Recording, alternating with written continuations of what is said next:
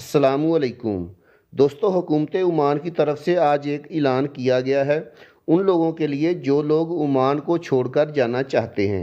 यानी अगर आप लोग ओमान से कैंसिल अपने मुल्क जाना चाहते हैं तो आप लोगों के लिए एक बहुत ही अच्छी खबर है।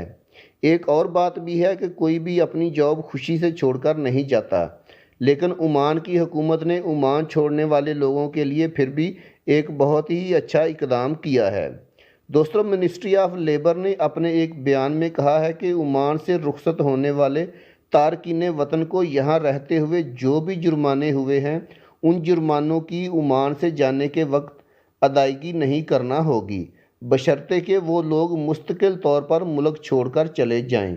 यानी अगर कोई ओमान से मुस्तकिल तौर पर जा रहा है तो उसको ओमान से जाने पर उसके तमाम जुर्माने मुआफ़ कर दिए जाएंगे। दोस्तों, पहले तो ये होता था कि अगर आप लोग छुट्टी जा रहे हो या कैंसिल जा रहे हो तो आपको जाने से पहले अपने जुर्माने क्लियर करना होते थे, या आप लोग एयरपोर्ट पर भी ये जुर्माने जमा करवा सकते हैं। लेकिन अब जो भी लोग ओमान छोड़कर जाएंगे उनके जुर्माने मुआफ़ हैं। ये सब सुप्रीम कमेटी के फ़ैसलों के मुताबिक किया जा रहा है और ये इस साल के आखिर तक ऐसा ही चलेगा। यानी अगले 3 महीनों में जो भी कैंसल जाएगा ओमान से उसके तमाम जुर्माने मुआफ़ कर दिए जाएंगे।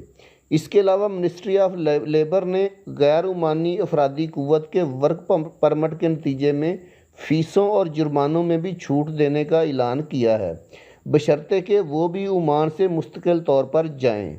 वजारत ने मज़ीद कहा है कि निजी शोबे के इदारों को भी गैर ओमानी अफरादी क़ुव्वत के मुआहदों को ख़त्म करने की इजाज़त है, बशर्ते कि ये इदारे मज़दूरों के तमाम वाजिबात अदा करने का अहद करें और वो भी सल्तनत को मुस्तकिल तौर पर छोड़ दें।